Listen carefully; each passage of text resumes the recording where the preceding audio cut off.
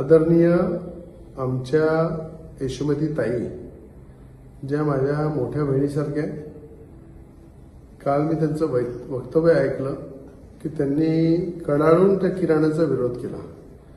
किराण्याचा एक एक वस्तू त्या ठिकाणी काढून दाखवली, साडी काढून दाखवली आणि त्या ठिकाणी त्यांनी हे सांगितलं की मी मोठ्या घरची मुलगी आहे, मी जमीनदार आहे, मी पैसेवाली आहे आणि मला या किराण्याची गरज नाही आहे, कुठल्या साडीची गरज नाही आहे. कुठल्या प्रकारे त्या ठिकाणी फराळाचं शुद्ध घी मधलं जे आम्ही घरी किराणा वापरतो तोच जनतेला देतो, शेतकऱ्याला देतो, शेतमजुराला देतो. अनेक आमच्या बहिणी आहेत त्या कुटुंबामध्ये आम्ही देतो, अनेक वर्षापासून देतो. आणि यशोमती ताईला सुद्धा अनेक वर्षापासून त्यांच्या घरी एक फराळाची किट आणि एक किराण्याची किट दरवेळेस पाठवतो की एक भावातर्फे बहिणीला भेट म्हणून, ही आपुलकी म्हणून मी त्यांच्याकडे पाठवतो. कुठेतरी आपली आपुलकी कायम राहिली पाहिजे आणि कुठेतरी आपुलकीचं एक नातं जोपासलं पाहिजे.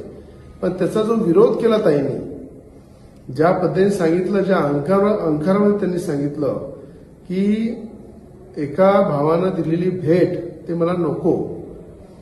मी माझ्याबद्दल ते खूप काही बोलल्या की मी बारदाना काम करणारा एका हमालाचा मुलगा आहे आणि त्या ठिकाणी मला माहित आहे माझे वडील हमाल आहे, गरिबी आई पाहिलेली आहे, गरिबीचे दिवस पाहिलेले आहे आणि भावाकडनं, माझ्यासारख्या भावाकडनं जेवढं झालं तेवढं मी दिवाळीची भेट एक बहिणीला दिली होती. अनेक बहिणींनी स्वीकारली, अनेक बहिणी ज्या आमच्या आहेत त्या सगळ्या लाखो बहिणींपर्यंत ते पोचली. ती साडी त्यांनी घातली सुद्धा. त्या ठिकाणी त्या साडीचा आदर सन्मान केला, त्या किराण्याचा आदर सन्मान केला, त्या फराळाचा आदर सन्मान केला. पण ताईंनी सांगितलं की मी खूप मोठ्या घरची मुलगी आहे, जमीनदाराची मुलगी आहे, खानदानी आहे आणि मला तेव्हा हे लक्षात आलं की कुठेतरी मी जरी गरीब भाऊ असलो तरी एक माझं कर्तव्य होतं ते बहिणीप्रती मी निभवलेलं आहे.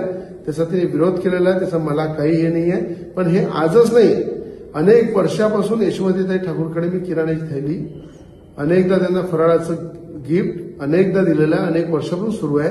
पण आता अचानक त्यांनी जी भाषा वापरली, मला असं वाटते की आज अमरावती जिल्ह्याचे जे खासदार आहे त्यांनाही फोन करून त्यांना सुद्धा दिवाळीचं गिफ्ट आम्ही दिलं, अनेक नगरसेवकांना दिलं, अनेक आमदारांना दिलं. पण कोणीही अशा प्रकारे अहंकाराची भाषा वापरली नाही. तर मला ताईला हेच सांगणं आहे, तुमचा भाऊ जरी गरीब असला तरी मला असं वाटते माझी ऐपत एवढीच आहे तुम्हाला गिफ्ट द्यायची, याच्यावर मी तुम्हाला देऊ शकत नाही. एक बहीण म्हणून तुम्ही स्वीकारायला पाहिजे होतं आणि त्यासाठी माझं अभिनंदन करायला पाहिजे. पण माझा द्वेष केला तरी मला काही चिंता नाहीये. एक बहीण म्हणून नेहमी, एक भाऊ म्हणून मी आपल्यासोबत आहे.